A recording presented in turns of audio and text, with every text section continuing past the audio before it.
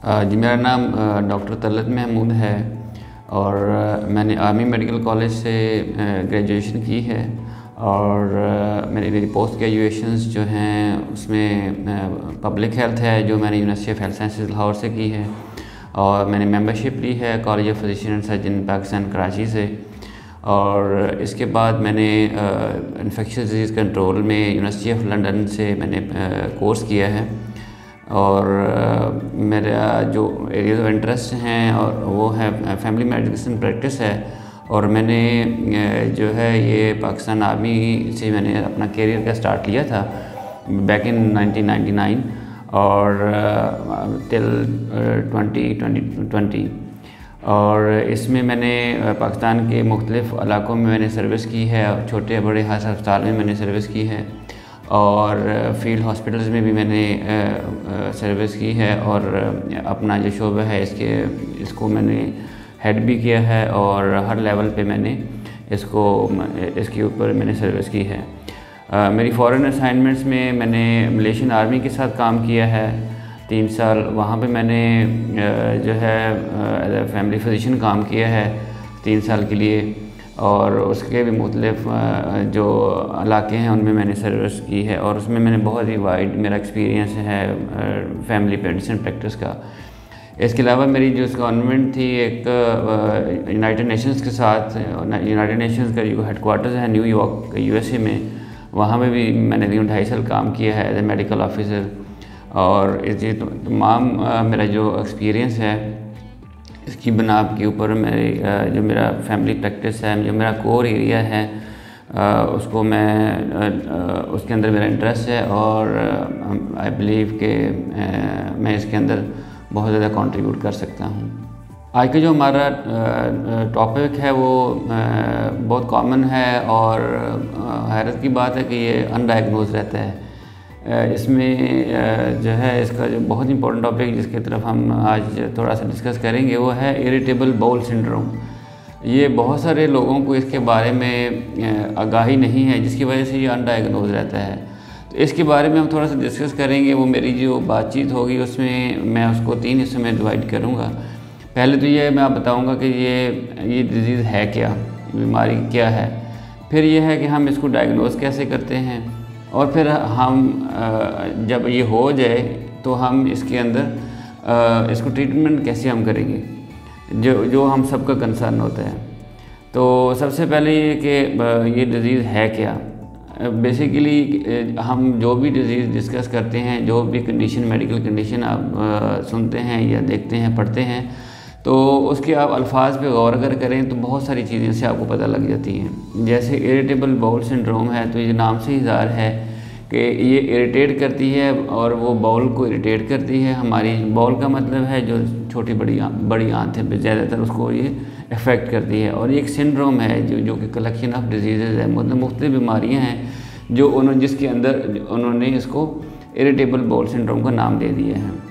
ये तो उसका नाम हो गया। अभी कॉज का जो है अभी होता क्यों है, होता ये इसलिए है कि बहुत इसकी कोई जो पैथोलॉजिकल जो डिजीज़ है वो तो किसी को पता नहीं है अभी तक, किसी ने अभी तक ये डायग्नोज नहीं हो सका। लेकिन हम ये समझ सकते हैं कि इसके अंदर जो मेजर रीज़न्स हैं जो कि हमारी मुख्तलिफ स्टडीज़ हुई हैं, रिसर्च हुई है, उसके हिसाब से मेजर रीज़न जो हैं वो आपका स्ट्रेस और एंग्जाइटी लेवल है। उसके बाद आप अगर जितना ज़्यादा स्ट्रेस आप लेते हैं ज़िंदगी के अंदर, जितना आप चीज़ों के पीछे भागते हैं तो वो उसका डायरेक्ट इफ़ेक्ट जो है आपके बाउल पे होता है जिसके ऊपर ये सारी उसकी सिम्टम्स होती हैं। उसके बाद जो सबसे बड़ी जो इसकी जो कॉज है वो हमारा खाना पीना है, जो हमारी डाइट है। वो डाइट हमारी क्योंकि अच्छी नहीं है, उसके अंदर जो है हम कुछ चीज़ें ज़्यादा खा जाते हैं, कुछ कम खाते हैं, हम उसको म्याना भी इख्तियार नहीं करते। तो ये हमारी बहुत बड़ी वजह बनती है कि ये हमारी बीमारी हमें इसको फेस करना पड़ता है। तो इसके अंदर जो सबसे बड़ी चीज़ है वो ये है कि आपको पता कैसे चलता है कि ये बीमारी है या आपको नहीं कब डॉक्टर के पास जाना है। उसमें ये है कि आपको पेट दर्द होगा और पेट दर्द के बाद आपकी जो बवल मूवमेंट्स हैं, लाइक जो आपका जो बड़ा पेशाब जो आप करते हैं तो उसके अंदर अल्ट्रेशन है वो चेंज हो जाता है। अल्ट्रेशन कैसे होते हैं, दो चीज़ें हो सकती हैं, या तो उसमें आपको पेचेस लग सकते हैं या फिर आपको कब्ज़ हो सकती है। तो कुछ लोगों में जो IBS है, इरिटेबल बाउल सिंड्रोम जिसको कहते हैं, शॉर्ट में उसको IBS कहते हैं। तो IBS दो तरह का है। एक IBS वो है जिसके अंदर कॉन्स्टिपेशन ज़्यादा होती है लोगों को, और एक IBS ऐसा है जिसके अंदर आपको डायरिया या पेचेस लगते हैं। तो ये दो चीज़ें कॉमन हैं कि आपको पेट में दर्द होती है और पेट दर्द के बाद आपको ये जो मैंने चीज़ें बताई इनमें से कोई एक चीज़ हो सकती है। और तीसरी बड़ी इसकी निशानी जो आप कह सकते हैं वो ये है कि आपको जब आपको कॉन्स्टिपेशन हो या फिर आपको डायरिया हो, तो जब आप वॉशरूम में जाते हैं और जब आप पेशाब कर लेते हैं तो आपको पता लगता है कि आपकी जो दर्द है पेट की वो कम हो गई है या ठीक हो गई है या ख़त्म हो गई है। तो ये इस चीज़ की तरफ इशारा करती है कि आपको इरिटेबल बाउल सिंड्रोम है। तो ये एक बड़ी बड़ी चीज़ें हैं जिससे आपको पता लग सकता है कि आपको इस तरह की चीज़ है जिसके ऊपर आपको थोड़ा सा गौर करने की ज़रूरत है या डॉक्टर के पास जाने की ज़रूरत है।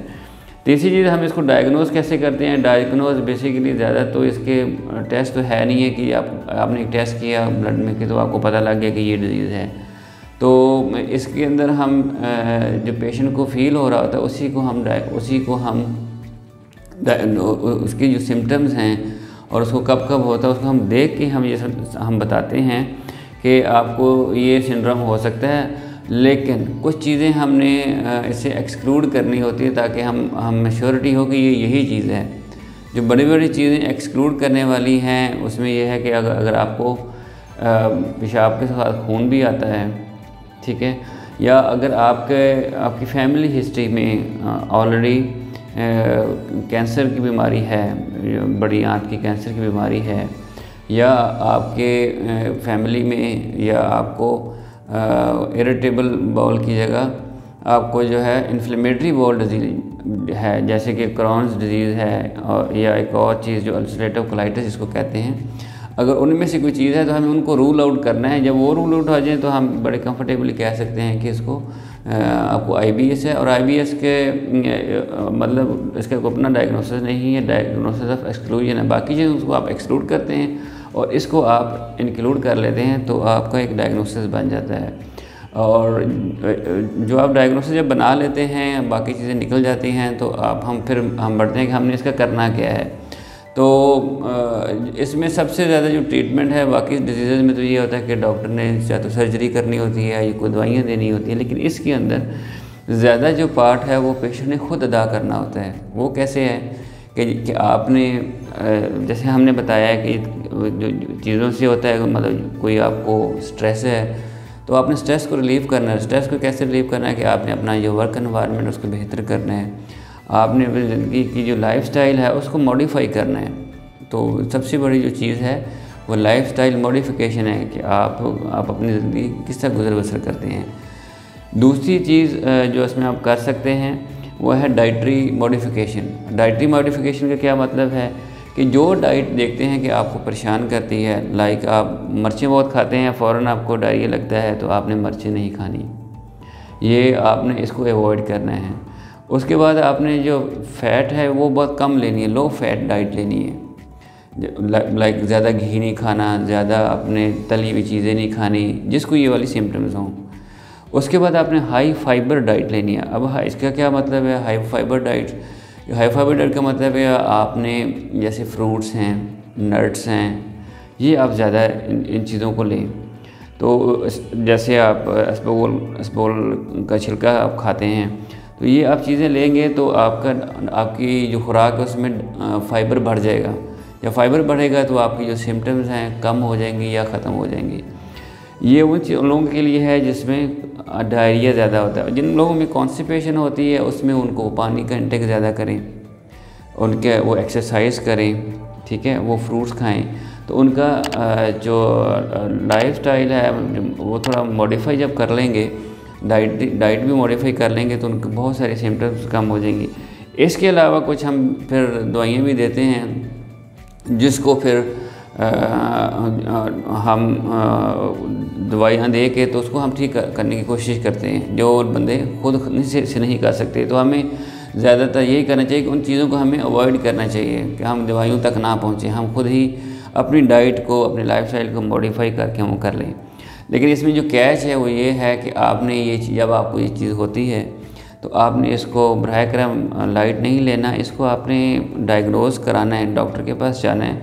उससे जो बाकी चीज़ें हैं एक्सक्लूड, जो बड़ी बड़ी चीज़ें हैं जैसे कोलोन कैंसर है, जैसे बड़ी आंत का कैंसर है, या बाकी चीज़ें हैं, उसको आपने निकालना है ज़हन से, उसके लिए वो डायग्नोसिस, उसके लिए आपने टेस्ट कराने हैं। उसके बाद जब आप देख लेते हैं कि आपका यही मसला है तो आपने उस पर फिर फोकस करना है, उसकी ट्रीटमेंट के ऊपर। तो ये कोई बहुत बड़ी चीज़ नहीं है, ये फीमेल्स में ज़्यादा होता है और 20% पॉपुलेशन को सम पॉइंट इन टाइम ज़िंदगी के अंदर कभी न कभी हो जाता है। तो इसमें कोई घबराने की ऐसी चीज़ ज़रूरत नहीं है। तो the message, take home message is कि आपने इसमें कोई फ़िक्र वाली बात नहीं है। और जब भी इस तरह की सिम्टम्स हों, आप डायरिया या कॉन्स्टिपेशन हो या वेट लॉस की तरफ जा रहे हो, तो आपने इसको चीज़ को लाइट नहीं लेना। आपने अपने डॉक्टर, जिस भी डॉक्टर से आप इलाज कराते हैं, उससे ये चीज़ डिस्कस करनी है, टेस्ट कराने हैं, ताकि ये चीज़ आपके ज़हन से निकल जाए और आप अपनी ज़िंदगी खुशगवार तरीके से गुजार सकें। तो आखिरी जो मैसेज मैं देना चाहूँगा कि अगर किसी को इसके ऊपर फर्दर कंसल्टेशन की ज़रूरत है, और मेरा ख्याल में होनी चाहिए, जिसको भी सिम्टम्स हों उसको एक दफ़ा ज़रूर ज़िंदगी में डायग्नोज करा लेना चाहिए कि यही चीज़ है। तो उसके लिए आप इंस्टा केयर का बड़ा अच्छा प्लेटफॉर्म है, उस पर आप उनसे रब्ता करें। मेरा प्रोफाइल भी उधर पड़ा हुआ है, हम ऑनलाइन कंसल्टेशन दे सकता हूँ। उसमें बड़ा आसान है, आपको कहीं जाने की ज़रूरत नहीं है। उसके साथ हमारी लैब के साथ भी कोलैबोरेशन है। आप जहाँ भी लैब टेस्ट कराना चाहेंगे, मैं आपको अपने कंप्यूटर से उससे लैब पे टेस्ट भेज दूंगा। और अगर कोई मेडिसिन की ज़रूरत है, जो आप कहेंगे, आपको ईमेल भी की जा सकती है, आपको फ़ोन के ऊपर मैसेज भी किया जा सकता है, तो वो आप उसको बड़ा अच्छे तरीके से हम इसको हल कर सकते हैं, आपका जो भी कोई इशू है। और उसको मैं फिर फॉलोअप भी कर सकता हूँ, क्योंकि मेरे पास सारा सिस्टम है। इंस्टाग्राम में इंस्टा केयर जो है टेक्नोलॉजीज़ ने बहुत अच्छा एक सॉफ्टवेयर डेवलप किया हुआ है। तो आपकी सारी जो रिकॉर्ड है, टेस्ट हैं for further future for life, उसमें सेव रहता है। तो आपको मुख्तलिफ़ जगह पे जाने की ज़रूरत नहीं है। आपने रेफ़र भी होना है तो हमारे पास रिसोर्सेज हैं, हम उसको रेफ़र कर सकते हैं, हम आपको बता सकते हैं कि किधर जाना है। या आप ऐसे पैसे ज़ाया मत करें कि इधर जाएं उधर जाएं, किसी और डॉक्टर के पास जाएं। तो आप जो है इस one stop under one roof सारी फैसिलिटीज़ आप इंस्टॉल किया आपको देते हैं।